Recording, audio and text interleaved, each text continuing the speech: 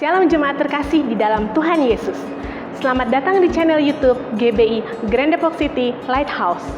Sebelum kita beribadah, mari kita dengarkan beberapa informasi gereja untuk sepanjang minggu ini.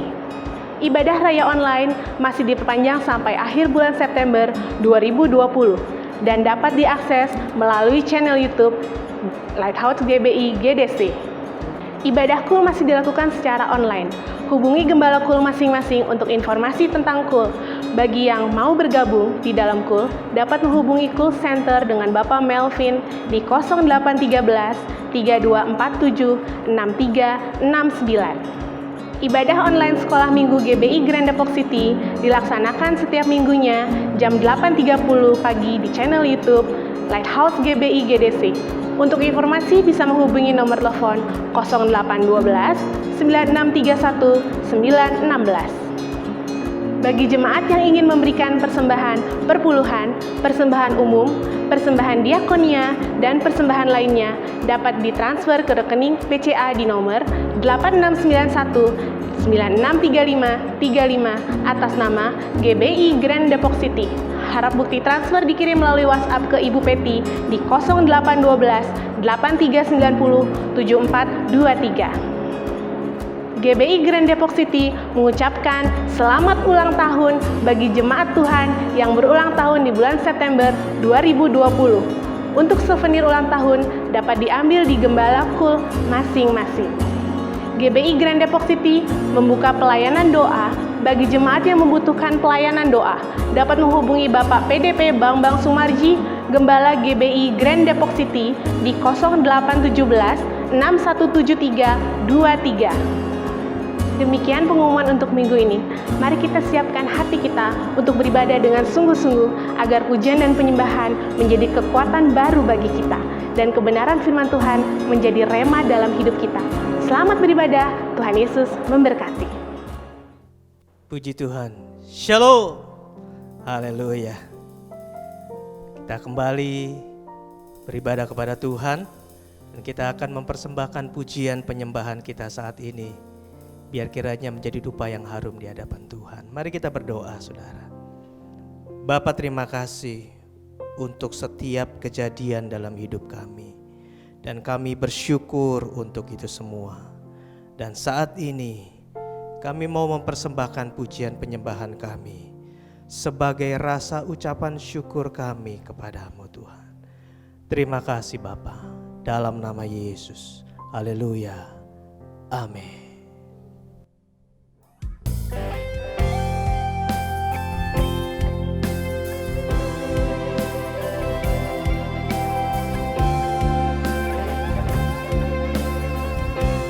Terima kasih Tuhan.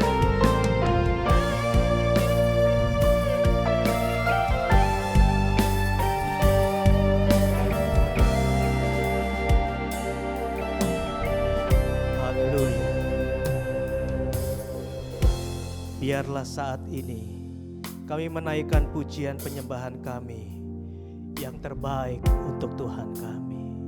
Terima kasih Tuhan. Haleluya. Saat ku menyembahmu, Rohmu bekerja. Saat ku Kau bertahta di atas pujian. Lagi katakan, saat ku menyembahmu ya Tuhan. Saat ku menyembahmu, Rohmu bekerja. Saat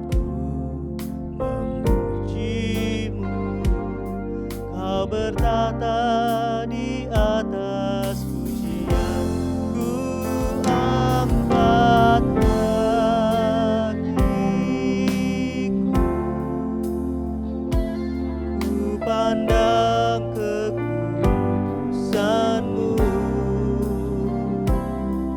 Saat ku sembah, ku puji rasakan kehadiran-Mu Tuhan. Kami naikkan penyembahan kami kepada-Mu.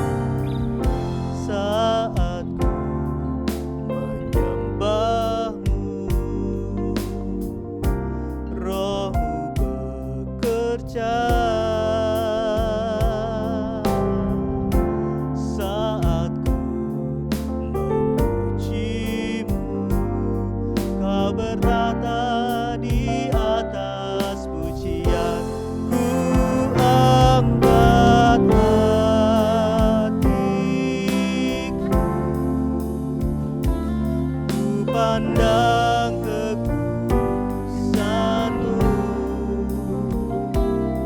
Saat ku sembah, ku puji-Mu, ku rasakan kehadiran-Mu Tuhan. Ku angkat hatiku, ku pandang kekudusan-Mu. Saat ku sembah, ku puji-Mu, ku rasakan kehadiran-Mu Tuhan. Dengan segenap hati kita, mari katakan sama-sama. Saat ku menyembah-Mu, Roh-Mu bekerja.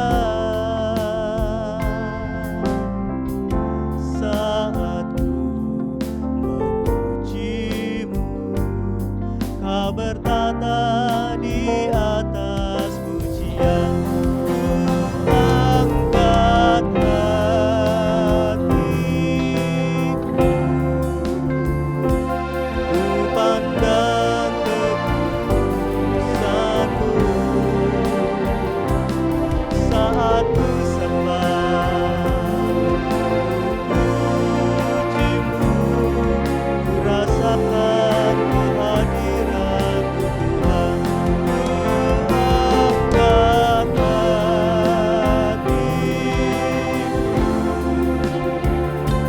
ku pandang kekudusan-Mu. Saat ku sembah, puji-Mu, ku rasakan kehadiran-Mu Tuhan. Dengan mengangkat tangan kita di hadapan Tuhan, ku angkat hatiku, ku pandang kekudusan-Mu. Saat ku sembah,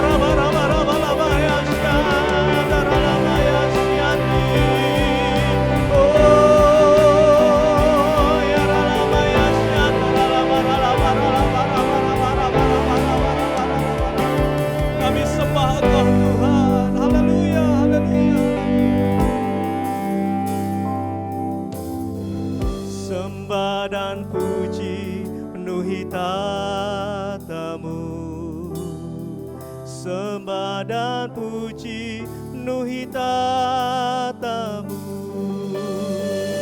Sembah dan puji penuhi tatamu. Yesus Tuhan adalah Raja. Sembah dan puji, sembah dan puji penuhi tatamu. Sembah dan puji penuhi tatamu. Sembah dan puji penuhi tatamu.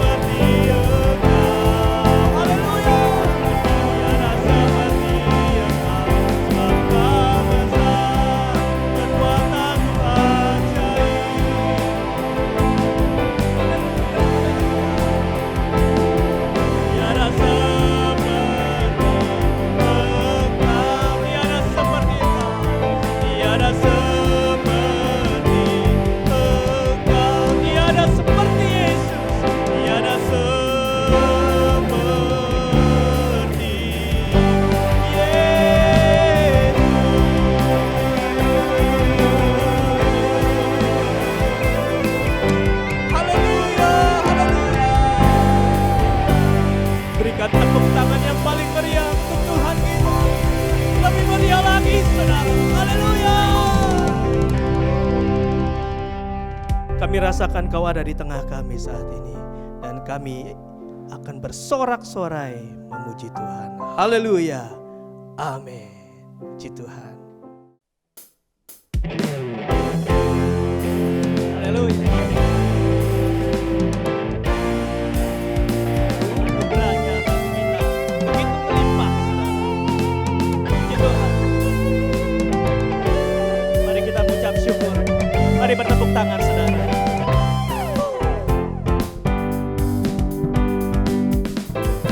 Mari katakan sama-sama. Nyanyi puji Tuhan, bangun bait kudusnya. Di tempat ini Yesus telah hadir, kemuliaan Tuhan dinyatakan. Oh, sukacita, bangun bait kudusnya. Persembahkanlah seluruh hidupmu bagi kemuliaannya. Lagi katakan, nyanyi puji Tuhan, nyanyi puji Tuhan, bangun bait kudusnya.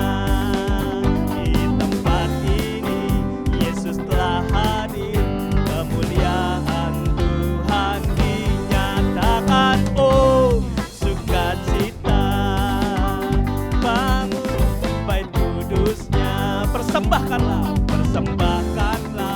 seluruh hidupmu bagi kemuliaannya. Anugerahnya bagiku, kasihnya dicurahkan. Sambutlah Dia, Juru Selamat, bersoraklah, nyanyi puji Tuhan, bangun bait kudusnya. Di tempat ini Yesus telah hadir, kemuliaan Tuhan dinyatakan. Oh, sukacita, bangun bait kudusnya. Persembahkanlah seluruh hidupmu bagi kemuliaannya. Anugerahnya bagiku, kasihnya dicurahkan. Sambutlah Dia, Juru Selamat, bersoraklah,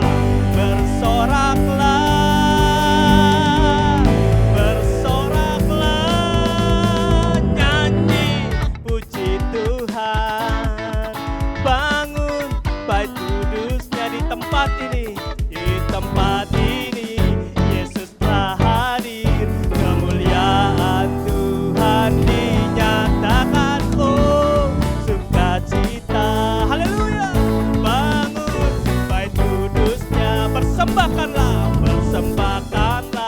seluruh hidupmu bagi kemuliaannya. Persembahkanlah seluruh hidupmu bagi kemuliaannya. Persembahkanlah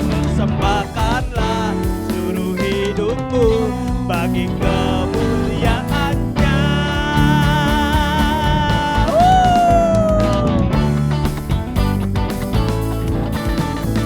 Mari serukan, nyanyi, haleluya, haleluya. Puji Tuhan, saudara. Wow. Sekarang saatnya kita akan mendeklarasikan arti dari Pentakosta ketiga. Haleluya. Apa yang dimaksud dengan Pentakosta ketiga? Pentakosta ketiga adalah pencurahan Roh Kudus yang dahsyat di zaman now, melebihi yang terjadi di Azusa Street. Pentakosta ketiga akan mengakibatkan penuaian jiwa yang terbesar dan yang terakhir sebelum Tuhan Yesus datang kembali. Pentakosta ketiga akan membangkitkan generasi Yeremia, yaitu anak-anak muda yang dipenuhi Roh Kudus, cinta mati-matian kepada Tuhan Yesus, tidak kompromi terhadap dosa dan akan bergerak untuk memenangkan jiwa. Pentakosta ketiga lahir di Indonesia dan bergerak ke bangsa-bangsa. Gerakan ini dari timur ke barat, dan akan kembali ke Yerusalem. Pentakosta ketiga akan memberikan kuasa untuk menyelesaikan amanat agung, dan setelah itu Tuhan Yesus datang kembali. Salam, mari kita satukan hati untuk kita bersama-sama doa syafaat pagi siang hari ini. Sikinara balara, mari kita undang untuk bangkit berdiri. Oh Tuhan, para Engkau Tuhan Yesus, Engkau luar biasa Tuhan pada ibadah pagi siang hari ini Bapa. Terima kasih Tuhan Yesus, terima kasih. Engkau luar biasa, Engkau dahsyat, Engkau hebat, Engkau ditinggikan dan diagungkan Tuhan atas jemaat-jemaat-Mu yang saat ini pagi siang hari ini mengikuti ibadah online Tuhan di gereja kami Grand Depok City ya Bapa. Engkau dahsyat, Engkau hebat Tuhan. Engkau Tuhan, kuasa-Mu Tuhan Yesus menjamah setiap jemaat-jemaat-Mu yang saat ini Tuhan mengikuti ibadah online Tuhan di rumah-rumah Tuhan. Mukjizat-Mu terjadi Tuhan, kuasa-Mu nyata Tuhan. Terima kasih, Engkau luar biasa Tuhan, Engkau dahsyat Tuhan. Kami mengucap syukur atas pagi siang hari ini Tuhan. Engkau perkenankan kami untuk kami boleh bersatu hati bersama-sama untuk menaikkan pujian, penyembahan dan ucapan syukur kami. Bahkan kami boleh mendengarkan firman-Mu ya Tuhan. Terima kasih Tuhan, Engkau luar biasa Tuhan. Kami percaya Tuhan, Engkau dahsyat, Engkau hebat atas bangsa kami, atas kota kami, atas daerah kami, atas keluarga kami Tuhan. Saat ini kami mengangkat tangan kami, mari kita satukan hati untuk kami boleh mengangkat tangan kita untuk menopang pelayanan-pelayanan para hamba-hamba Tuhan. Oh pemimpin-pemimpin rohani kami ya Tuhan. Kami memberkati kepala pembina kami, Bapak Insinyur Tuhan Niko Nyoto Rajo dan keempat wakilnya. Kami memberkati kepala rayon kami, Bapak Insinyur Yongki Topan Wijoyo dan kedua wakilnya.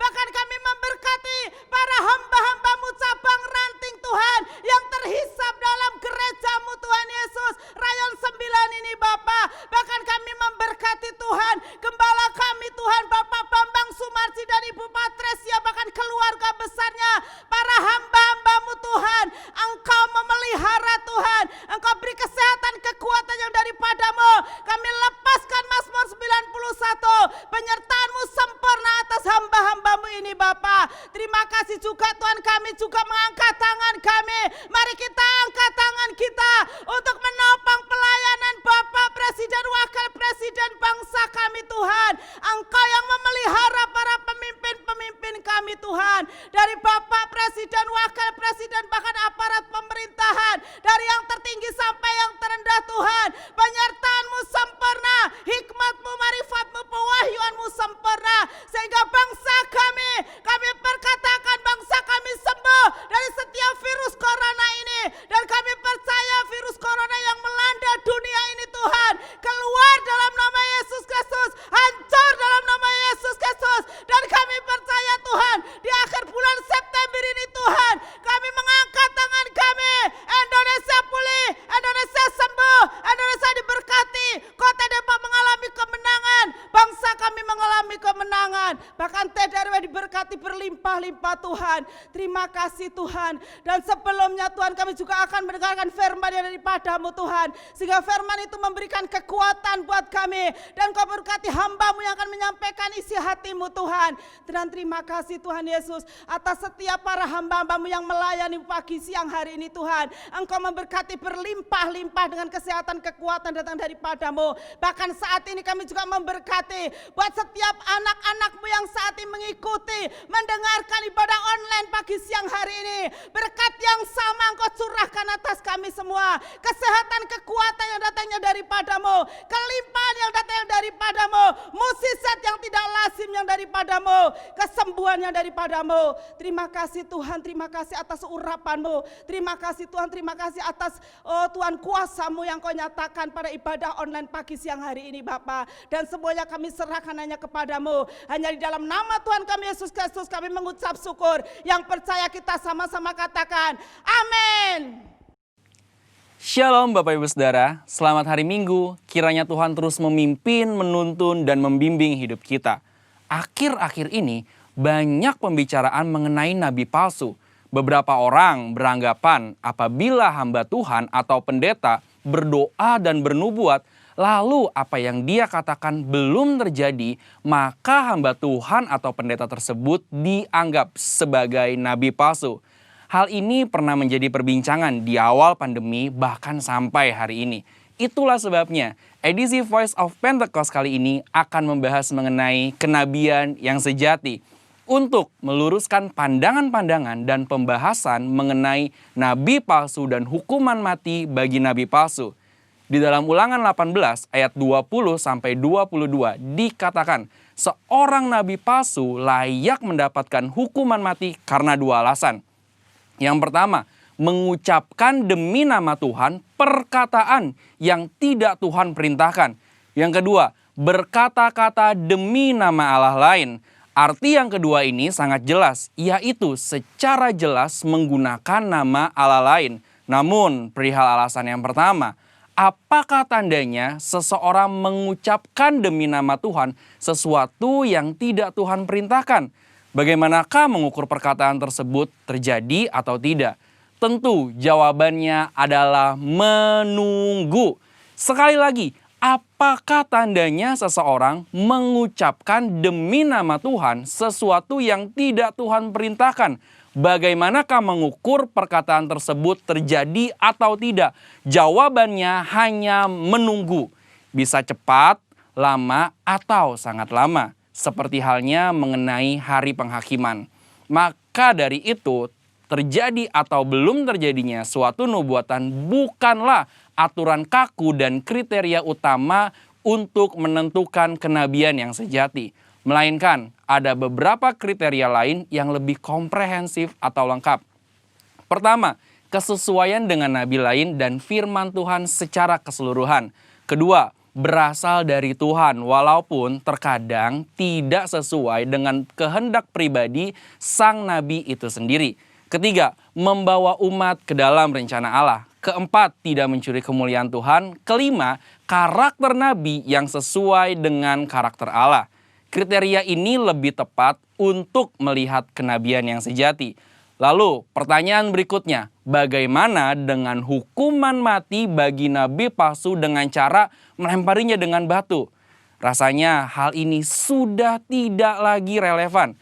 Karena ini berarti pezina, penyembah berhala, pelanggaran yang tidak dapat diampuni juga harus dihukum mati dengan dilempari batu.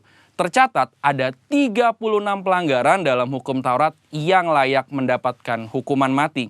Secara teologis, bagi orang percaya, hukum Taurat yang bersifat hukum sipil dan seremonial sudah digenapi. Karena apa? Karena sudah digenapi oleh Tuhan Yesus. Masih ingat bagaimana Tuhan Yesus tidak menghukum seorang pezina? Hukum Taurat salah satunya kini digunakan sebagai panduan moral hidup orang percaya. Kita tidak lagi hidup di bawah hukum Taurat, melainkan hukum Kristus. Seperti yang Paulus katakan dalam 1 Korintus 9 ayat 21, bahwa kini ia hidup di bawah hukum Kristus.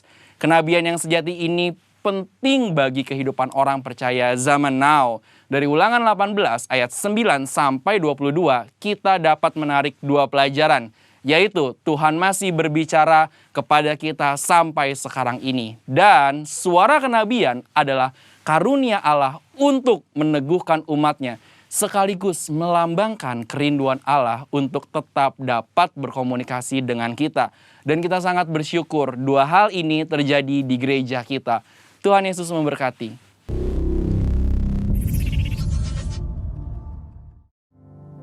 Puji Tuhan, saudara. Saatnya kita akan mendengarkan firman Tuhan. Kita siapkan hati kita untuk firman Tuhan tertanam di dalam hidup kita, bertumbuh bahkan menghasilkan buah untuk kemuliaan nama Tuhan. Terima kasih Tuhan Yesus, haleluya. Dalam segala perkara Tuhan punya rencana yang lebih besar dari semua yang terpikirkan. Apapun yang Kau perbuat. Tak ada maksud jahat,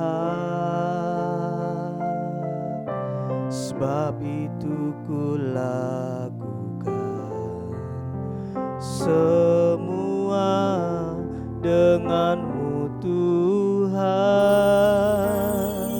Ku tak akan menyerah pada apapun juga, sebelum ku coba semua yang ku bisa, tetapi ku berserah kepada kehendak-Mu. Hatiku percaya Tuhan punya rencana dalam segala perkara, dalam segala perkara. Tuhan punya rencana yang lebih besar dari semua yang terpikirkan. Apapun yang Kau berbuat, tak ada maksud jahat, sebab itu ku lakukan semua dengan-Mu Tuhan. Ku tak akan menyerah pada apapun juga, sebelum ku coba semua yang ku bisa, tetapi ku berserah kepada kehendak-Mu. Hatiku percaya Tuhan punya rencana. Menyerah pada apapun juga, sebelum ku coba semua yang ku bisa, tetapi ku berserah kepada kehendak-Mu. Hatiku percaya Tuhan punya rencana. Dengan mengangkat tangan kita di hadapan Tuhan, tak akan menyerah pada apapun juga, sebelum ku coba semua yang ku bisa, tetapi ku berserah kepada kehendak-Mu. Hatiku percaya Tuhan punya rencana. Sekali lagi katakan, tak akan menyerah pada apapun juga, sebelum ku coba semua yang ku bisa, tetapi ku berserah kepada kehendak-Mu. Hatiku percaya Tuhan punya rencana. Hatiku percaya Tuhan punya rencana. Hatiku percaya Tuhan punya rencana.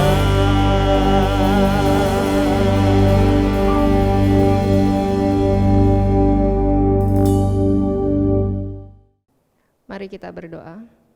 Bapa, di dalam nama Tuhan Yesus, kami mengucap syukur untuk hari ini Tuhan. Kami mengucap syukur untuk hari yang Kau jadikan buat kami. Kami terpelihara sampai saat ini dengan tidak kurang suatu apapun. Dan kini saatnya kami akan mendengarkan sebagian daripada firman-Mu. Biarlah Engkau yang kuduskan kami, sucikan kami, dan Engkau memberikan kepada kami pengertian yang daripada Engkau, sehingga kami boleh mengerti apa yang menjadi kehendak-Mu bagi kami melalui firman-Mu. Dan kami percaya Tuhan, setiap firman yang keluar, yang ditabur pada pagi hari ini tidak akan pernah kembali dengan sia-sia, tetapi itu akan melakukan apa saja yang Kau perintahkan dalam kehidupan kami dan berhasil. Terima kasih Bapa, di dalam nama Tuhan Yesus kami siap untuk mendengarkan firman-Mu. Di dalam nama Tuhan Yesus kita semua yang siap dengar firman Tuhan, sama-sama kita katakan amin. Shalom, selamat pagi Bapak Ibu Saudara yang dikasihi Tuhan. Kita mengucap syukur kalau saat ini kita boleh ada di akhir minggu bulan September, di minggu keempat. Kita percaya sampai saat ini pemeliharaan Tuhan sempurna atas setiap kita. Kita boleh terpelihara dengan baik, kita boleh dicukupkan kebutuhannya oleh Tuhan. Dan saya percaya Tuhan terus akan memelihara kita karena Dia adalah Allah yang setia. Amin. Baik Bapak Ibu, pagi hari ini mari kita buka firman Tuhan dari Matius 11. Saya ulangi, kita buka firman Tuhan dari Matius 11 ayat yang ke-28. Saya percaya ayat ini sudah tidak asing buat Bapak Ibu Saudara. Mari kita baca sama-sama, yang di rumah juga buka Alkitabnya dan kita boleh baca bersama-sama. 1, 2, 3. Marilah kepadaku semua yang letih lesu dan berbeban berat, aku akan memberi kelegaan kepadamu. Amin. Ya. Firman ini singkat, dan saya percaya kita semua pasti pernah membaca, pernah mendengar firman ini. Judul khotbah saya hari ini adalah Tiada Lelah. Ya. Bapak Ibu Saudara, saya percaya waktu Tuhan memberikan ayat ini, Dia mengetahui bahwa di dalam dunia ini kita pasti akan mengalami yang namanya kelelahan. Ya. Semua kita pasti pernah mengalami kelelahan, tidak ada yang tidak pernah. Tetapi pada saat kita mengalaminya, Bapak Ibu jangan berpikir itu adalah suatu tanda kelemahan. Pada saat kita mengalami kelelahan itu adalah hal yang wajar, bukan suatu tanda kelemahan. Tetapi yang Tuhan mau, kita tidak boleh berlarut-larut dalam kelelahan itu. Ya, kita tidak boleh terus-menerus dalam keadaan yang lelah, yang letih ataupun lesu. Makanya Tuhan memberikan ayat ini bagi kita, Dia mengundang kepada kita, siapa saja yang saat ini sedang merasa lelah, merasa letih, merasa lesu, datanglah kepada Dia. Datanglah kepada Tuhan karena Dia akan memberi kelegaan. Mengapa Bapak Ibu? Kelelahan itu tidak boleh dibiarkan berlarut-larut. Karena kelelahan itu bisa membuat kita lemah. Dan pada saat kita lemah, kita tidak bisa menyelesaikan apa yang menjadi rencana Tuhan atau tujuan hidup Tuhan, tujuan hidup kita di dalam Tuhan. Ya. Jadi apa yang menjadi rancangan Tuhan itu tidak bisa terjadi kalau kita mengalami kelelahan yang berlarut-larut sehingga kita menjadi lemah. Oleh sebab itu Tuhan mau kita segera mengatasi rasa lelah atau rasa letih atau rasa lesu itu. Tuhan mengundang kita untuk datang kepadanya. Bapak Ibu, pada pagi hari ini kita mau belajar beberapa hal tentang kelelahan.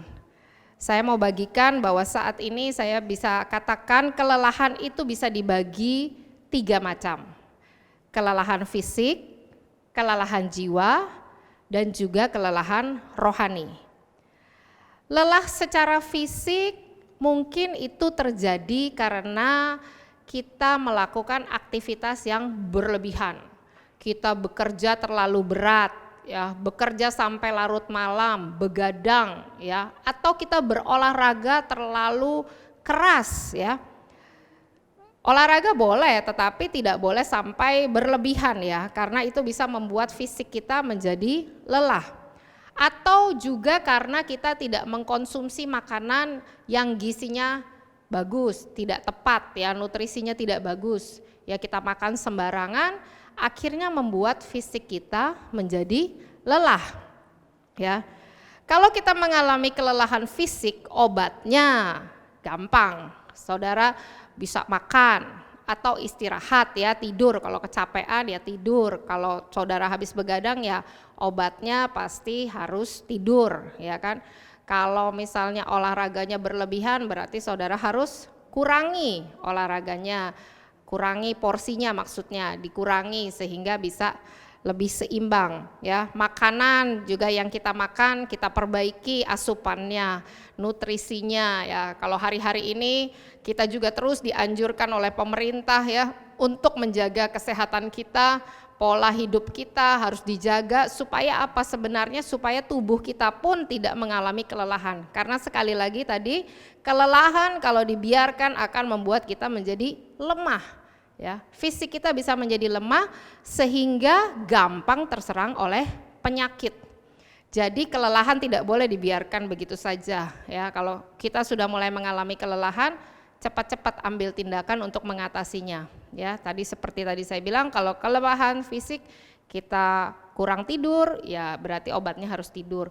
Kurang makan ya berarti makanan kita yang diperbaiki. Itu tadi yang pertama adalah kelelahan secara fisik. Lalu kelelahan yang kedua adalah secara jiwa ya. Kita bisa mengalami kelelahan secara jiwa ya. Mungkin karena kita bosan ya, merasa jenuh dengan aktivitas kita yang rutinitas kita sehari-hari. Kita bekerja setiap hari, itu aja ya. Lalu kita merasa jenuh ya. Rasanya udah nggak ada ide lagi nih untuk mengembangkan pekerjaan kita atau kreativitas kita, atau kita mulai merasa kok mau masuk kerja rasanya kok males gitu ya, bosen ya, jenuh ya. Itu tanda-tanda kita kelelahan secara jiwa. Mungkin kita merasa boring. Nah, obatnya biasanya Bapak Ibu itu liburan ya, enak ya, biasanya refreshing lah. Kita sebaiknya keluar dari rutinitas kita.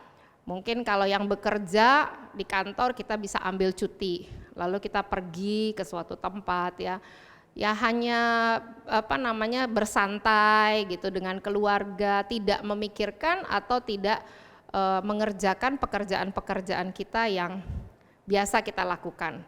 Begitu juga dalam melayani, kadang-kadang kita mungkin jenuh ya melayani karena kita melakukan hal-hal yang rutinitas.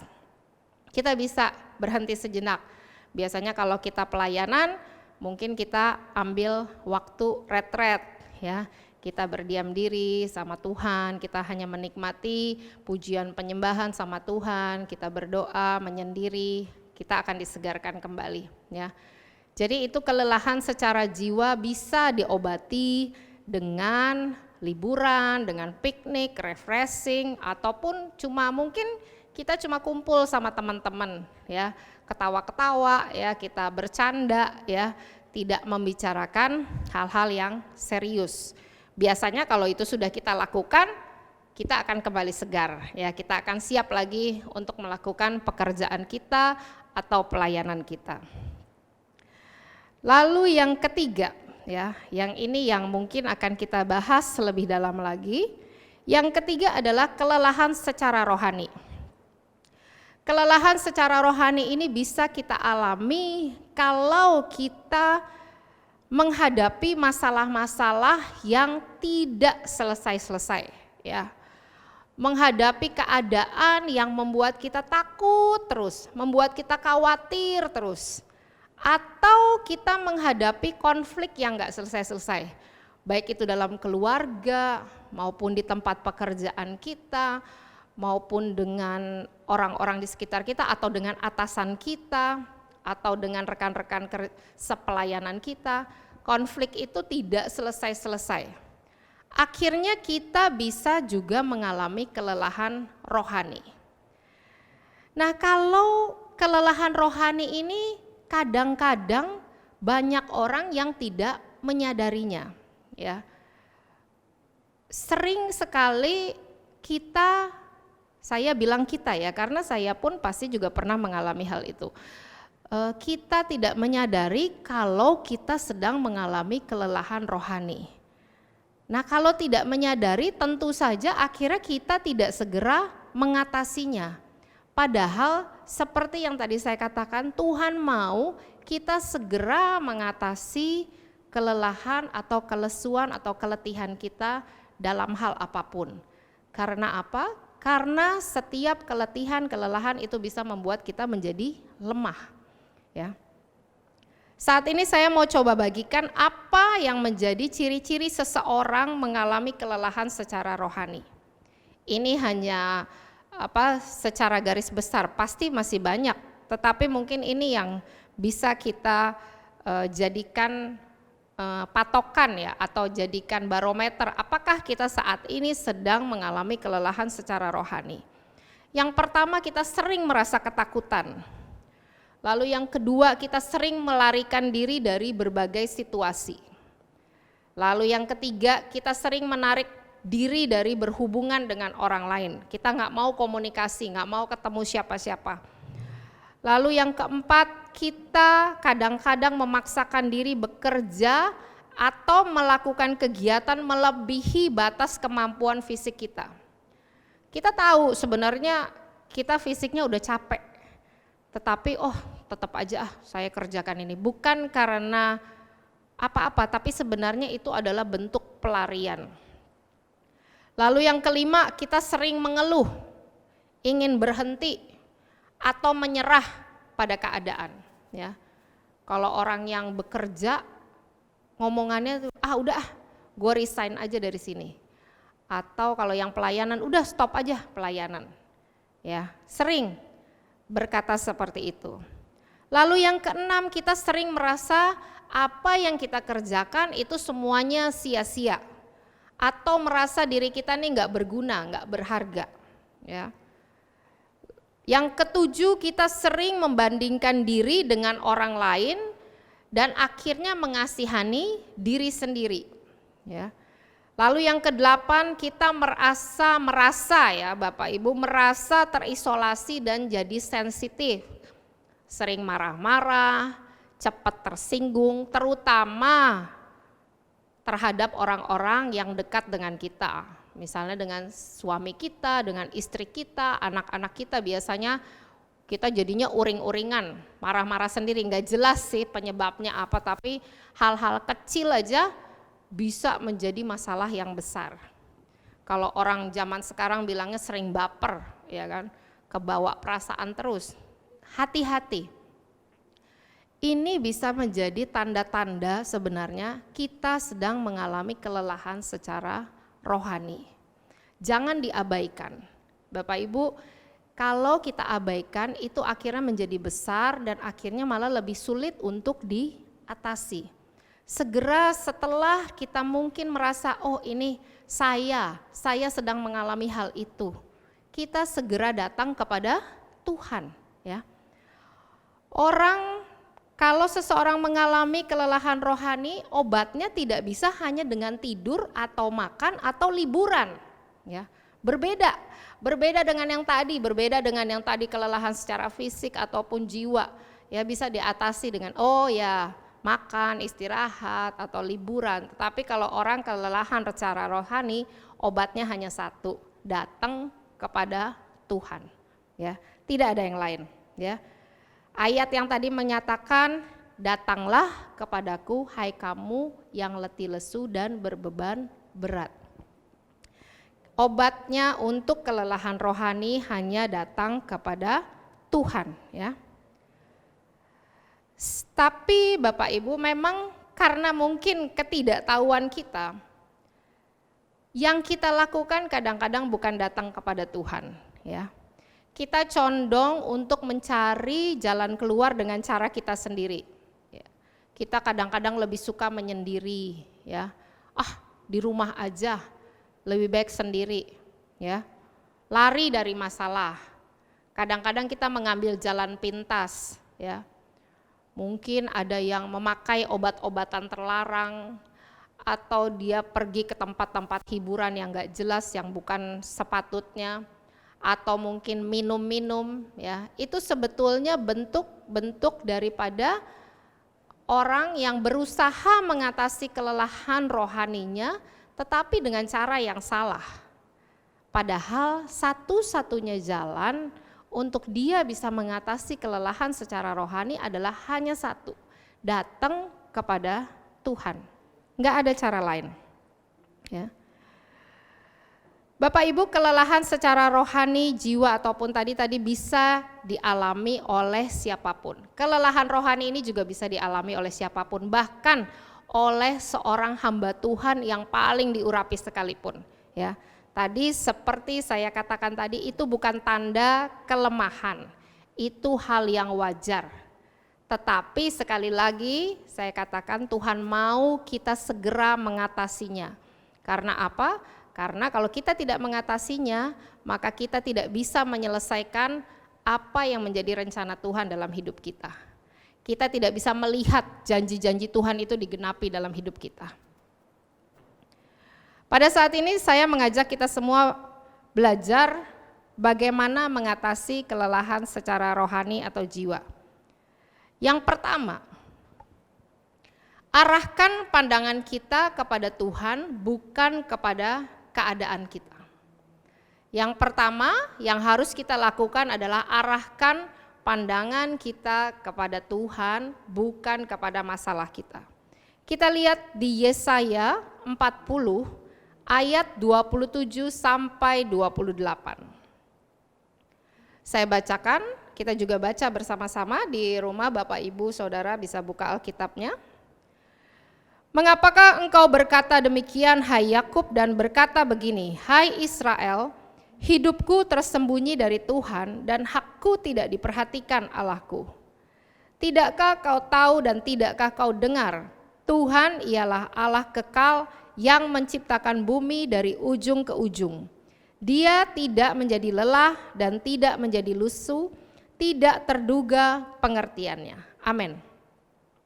Bapak Ibu Saudara, seringkali pada saat kita mengalami kelelahan secara rohani, itu biasanya karena kita terlalu memusatkan perhatian kita kepada persoalan kita atau kepada keadaan kita, bukan kepada Tuhan.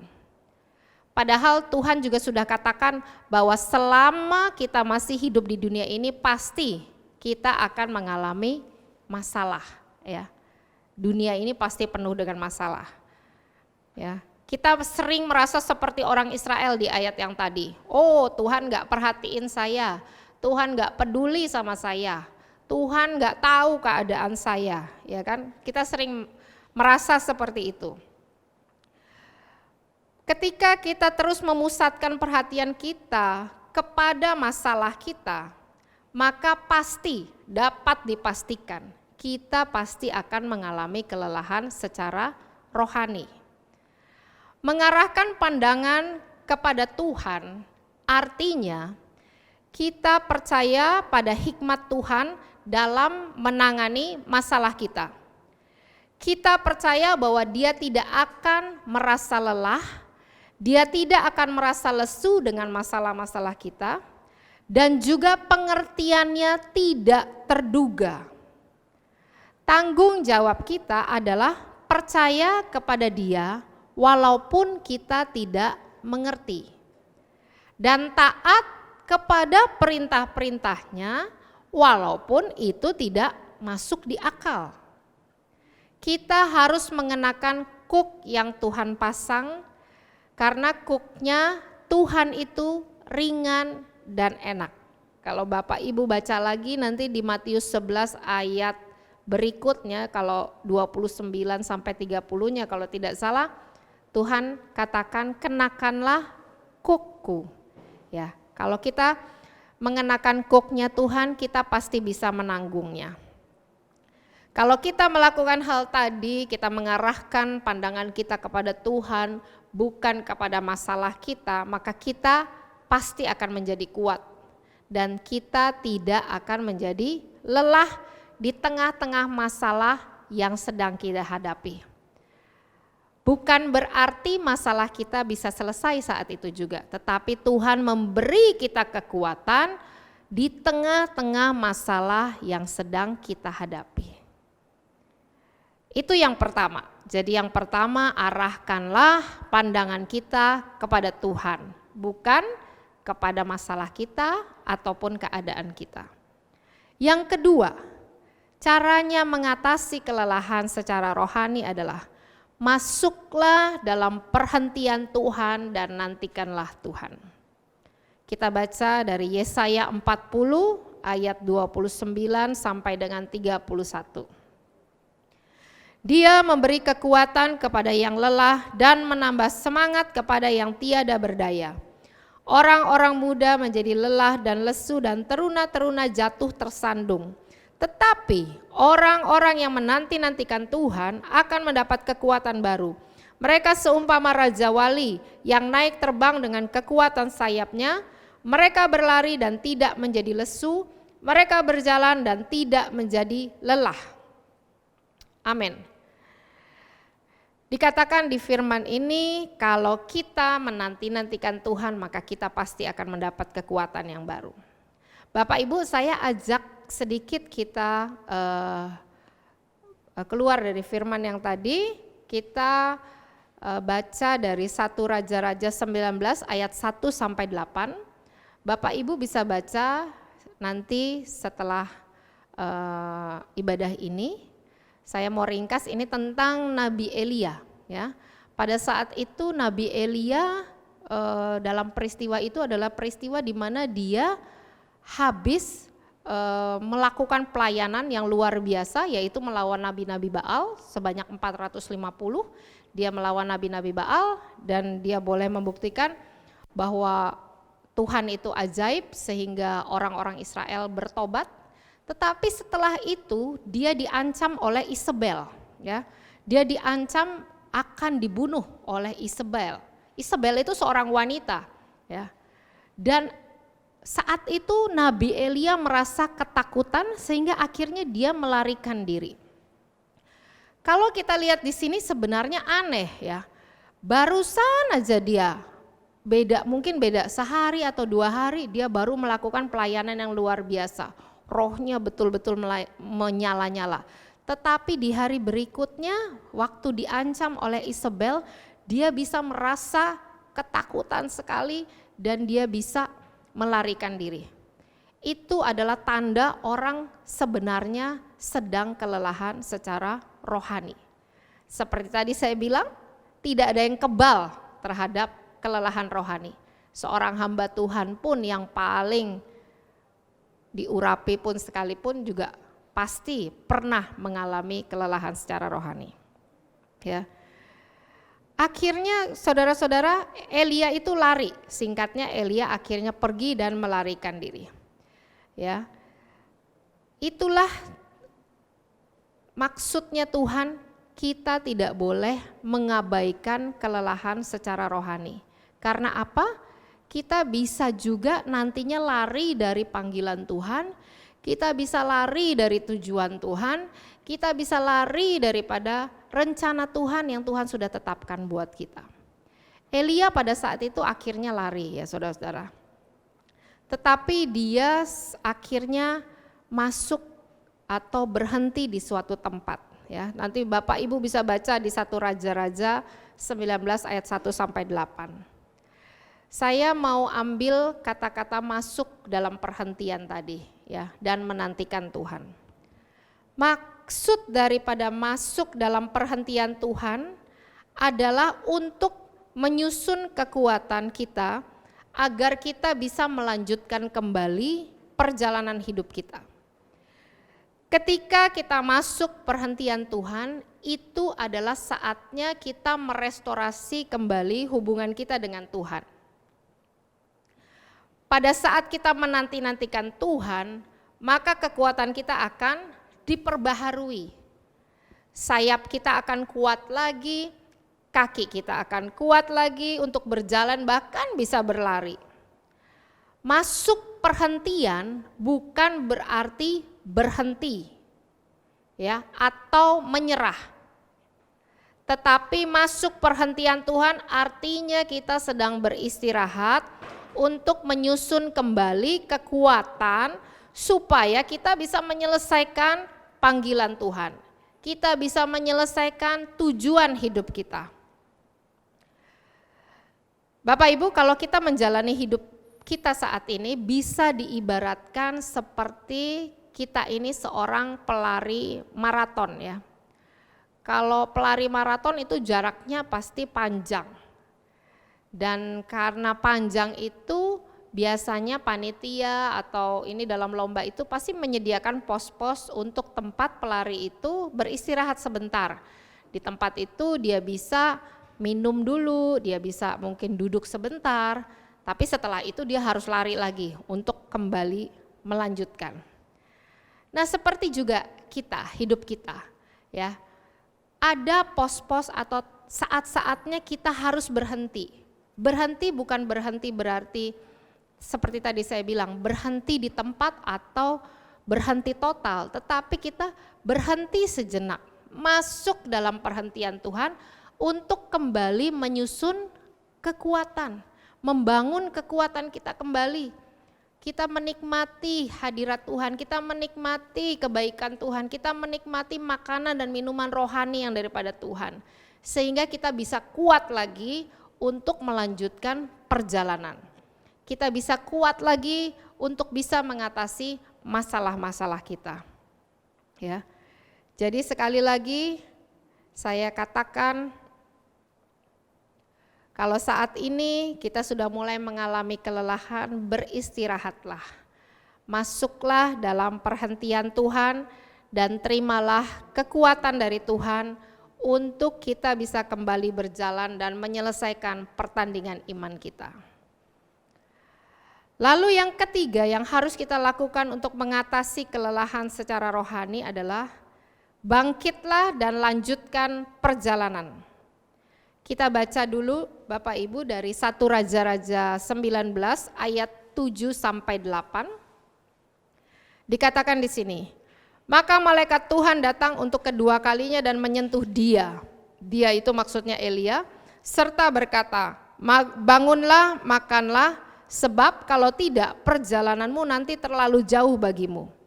Maka bangunlah dia, lalu makan dan minum, dan oleh kekuatan makanan itu, dia berjalan 40 hari, 40 malam lamanya sampai ke gunung Allah, yakni Gunung Horeb. Ya. Ini cerita tadi kembali kita belajar dari Elia. Ya. Bapak Ibu Saudara, kalau kita sudah masuk perhentian, ingat sekali lagi itu bukan berarti berhenti total. Tetapi kita sedang menyusun kekuatan untuk bisa melanjutkan perjalanan. Seperti cerita Nabi Elia di kisah ini, dikatakan sesudah dia beristirahat, dia harus bangkit dan makan dan segera melanjutkan perjalanan. Malaikat Tuhan mengingatkan perjalananmu masih jauh, ya. Begitu juga dengan kita. Kalau kita sudah masuk perhentian Tuhan, kita sudah beristirahat, jangan lama-lama, ya. Jangan lama-lama, segera bangkit dan makan makanan rohani yaitu firman Tuhan dan lanjutkan perjalanan kita. Kita harus menyelesaikan apa yang Tuhan sudah tugaskan buat kita. Saat kita mau bangkit, saat kita bangkit, maka kita akan melihat persediaan Tuhan. Kita akan melihat segala sesuatunya Tuhan sediakan buat kita supaya kita bisa menyelesaikan perjalanan kita, ya. Seperti yang Tuhan mau. Tuhan akan menyediakan apa yang kita perlukan, makanan, minuman, semua yang kita butuhkan, pintu-pintu mukjizat bagi kita, modal usaha atau apapun yang saat ini sedang kita butuhkan, Tuhan yang akan sediakan supaya kita bisa bergerak maju. Kita bisa menuju tujuan hidup kita yang Tuhan sudah tetapkan buat kita. Amin. Baik Bapak Ibu Saudara yang dikasihi Tuhan, kalau saat ini mungkin kita sedang mengalami kelelahan, ya, baik secara fisik, jiwa kita maupun rohani kita. Melalui pemberitaan firman Tuhan hari ini, Tuhan mengundang kita untuk datang kepadanya. Jangan menyerah kepada keadaan, tetapi berserahlah kepada kehendak Tuhan. Percayalah, Tuhan punya rencana yang indah buat setiap kita. Tuhan punya tujuan yang indah. Tuhan punya rancangan masa depan yang penuh harapan, penuh damai sejahtera, penuh dengan sukacita, bukan rancangan kecelakaan. Dia tetap Allah yang berdaulat, Dia tetap Allah yang punya kuasa, tetap Allah yang memegang kendali dalam hidup kita. Dan untuk bisa mengatasi kelelahan secara rohani tadi ada beberapa hal yang bisa saya bagikan. Yang pertama, arahkan pandangan kita kepada Tuhan, bukan pada keadaan kita. Yang kedua, masuklah dalam perhentian Tuhan dan nantikanlah Tuhan. Yang ketiga, bangkitlah dan lanjutkan perjalanan kita. Saya berdoa hari ini kita mendapat kekuatan yang baru untuk menyelesaikan apa yang menjadi rancangan Tuhan atas hidup kita. Jangan menyerah, ada berkat Tuhan yang sudah Tuhan siapkan buat kita. Amin. Tuhan Yesus memberkati. Mari kita berdoa. Bapa, di dalam nama Tuhan Yesus kami mengucap syukur untuk firman-Mu hari ini yang sudah mengingatkan kami untuk kami datang kepada Engkau Tuhan saat kami mengalami kelelahan dalam hidup kami. Kami percaya hari ini Tuhan memberikan kepada kami kekuatan yang baru. Engkau memberikan semangat yang baru, Engkau memberikan pengharapan yang baru, sehingga kami dapat melanjutkan perjalanan hidup kami Tuhan. Bahkan di tengah-tengah masalah sekalipun, kami mau tetap percaya bahwa Engkau pasti menyediakan berkat yang besar buat setiap kami. Engkau memberkati umat-Mu ya Tuhan, GBI Grand Depok City, seluruh jemaat-Mu, setiap keluarga demi keluarga, pribadi lepas pribadi. Hari-hari ini hamba berdoa, mereka yang sedang mengalami keadaan yang letih, lesu, berbeban berat, saat ini juga kami percaya mereka bangkit, mendapat kekuatan yang baru, mendapat pengharapan yang baru, mukjizat yang baru. Tuhan sediakan apapun yang mereka perlukan, dan kami percaya Tuhan saat ini Tuhan mukjizat kreatif itu terjadi dalam kehidupan mereka.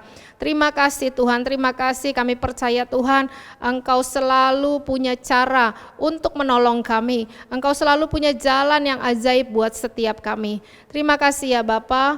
Di dalam nama Tuhan Yesus kami sudah berdoa dan mengucap syukur. Kita semua yang sudah diberkati sama-sama kita katakan amin.